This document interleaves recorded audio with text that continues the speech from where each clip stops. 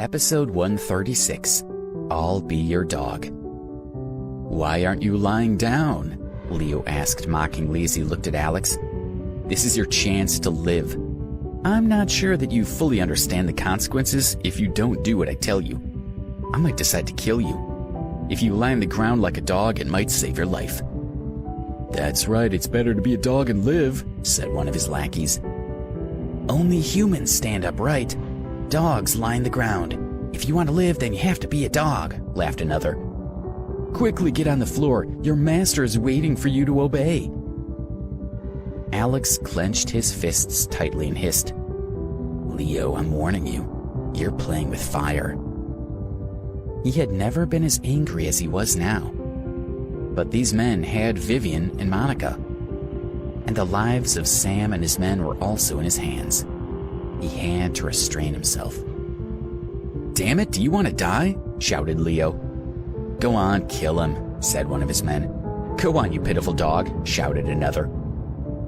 Leo raised his hand and silenced the crowd. "I guess he has guts. Since he's here, he's our guest, so we won't make things too difficult for him yet," Leo said with a smile. His gaze suddenly turned toward Vivian, who shuddered. Leo said to Alex, "So, you came back for Vivian. Sorry, but you're too late. She's already agreed to be my woman. It seems like you want her for yourself, so I guess I'll need to convince you that she's already mine." He grabbed Vivian's wrist. Don't, she said fearfully. But she had no chance of stopping Leo as he pulled her to him. "Mom, let go of my mom," Monica screamed. She had been captured by two of the flag sect subordinates. "Leo, I'm warning you. If you dare to touch a single hair on her head, I will take your life," Alex said angrily. "Huh, what's wrong with you? I've already beaten your bodyguard, Sam, and now you think you can beat me on your own?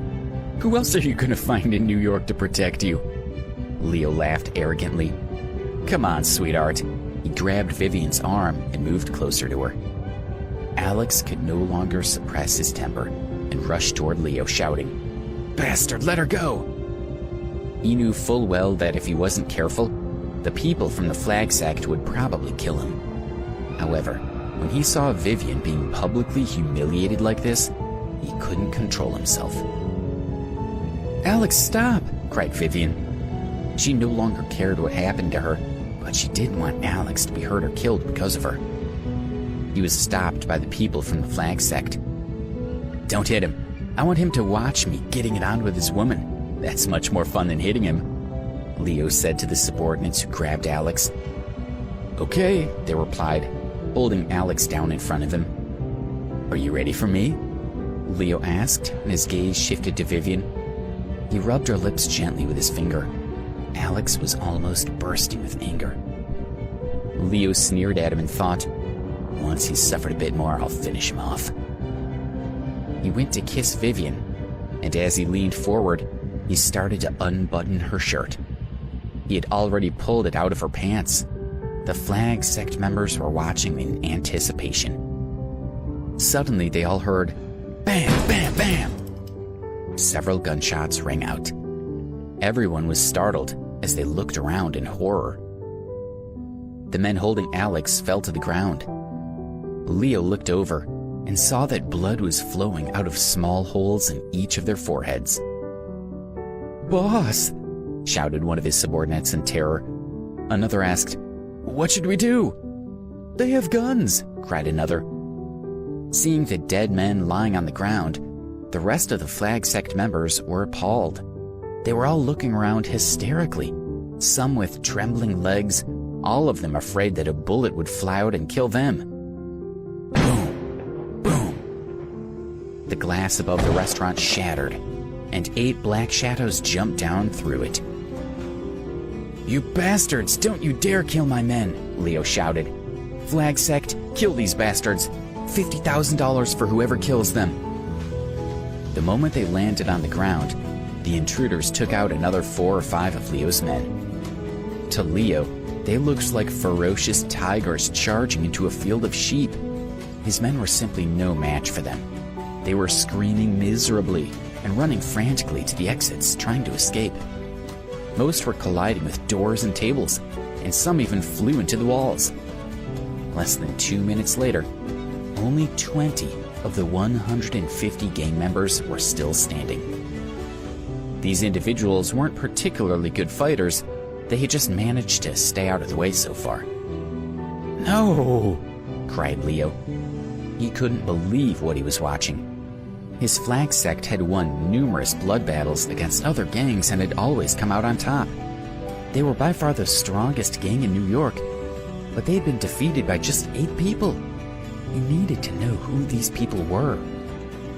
He realized that the intruders were there to save Alex, so he decided that he could use him as a shield to ensure his safety. But before he could even get close to him, one of the intruders attacked him. "Ah!" he screamed miserably. Both of his arms had been dislocated. In a very short period, all of the 150 gang members were lying on the ground. 8 tall young men were now standing in front of Alex, bowing their heads in apology. One said, "We're sorry we got here so late. Alex, please forgive us." They were from the Ambrose family security team, Squad 3. This was the squad that had destroyed the Azure Dragon Society. Before coming to the Flag Sect's headquarters, Alex had taken the precaution of summoning the security team. When he called them, he found out that Squad 3 was already close by. Fortunately, they had arrived just in time. "No problem," Alex said calmly. He didn't care at all about the late arrival of the security team. He was completely focused on Leo, who was groaning in pain on the ground. Alex moved the security team members out of his way and walked over to him. When he saw Alex approaching him, Leo stopped screaming. His expression became one of terror. He was sure that he was going to kill him. "I was wrong. I'm sorry, I was wrong. You can take her with her. You have her. Please let me go," Leo stuttered, shuffling back slowly. "I told you to release Vivian. Did you not hear me?" Alex bit his lips and said, "Remember what you said to me? Now maybe it's you who should be crawling on the floor like a dog." "Yes, I was wrong. I'm sorry, I was wrong. I should learn to bark like a dog. I'll learn now." Leo's arms could no longer move. Kneeling on the ground, he barked twice. "Was that good enough? If not, I'll try again. Woof, woof, woof." How easy life would be if apologies meant anything, Alex said with a sneer. He picked up a chair and smashed it on Leo's head. Leo now lay simply on the ground. His head was bleeding, and his mouth was gaping open like a dead fish. He whimpered, "Spare me, please, spare my life. I just want to live. I don't want to die. Give me a chance." "Give me your gun." Alex stretched out his hand, and a member of Squad 3 handed him a pistol. He pointed the muzzle of the gun at Leo. "I beg of you, don't kill me. I don't want to die," Leo cried in anguish. Alex's response was to fire a bullet into his head. A black hole appeared on the gang leader's forehead. Blood flowed out as his life drained away.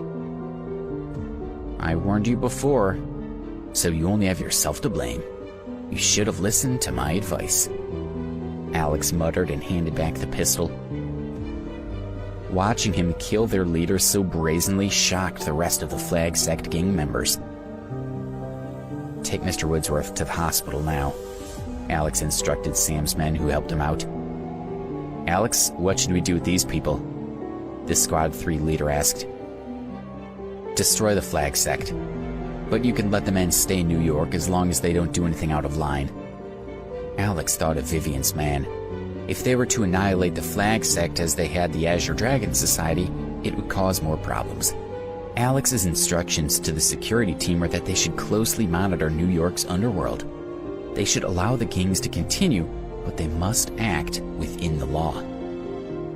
"I'm so sorry," Alex said as he walked to Vivian's side. He felt terrible about what Leo had done to her.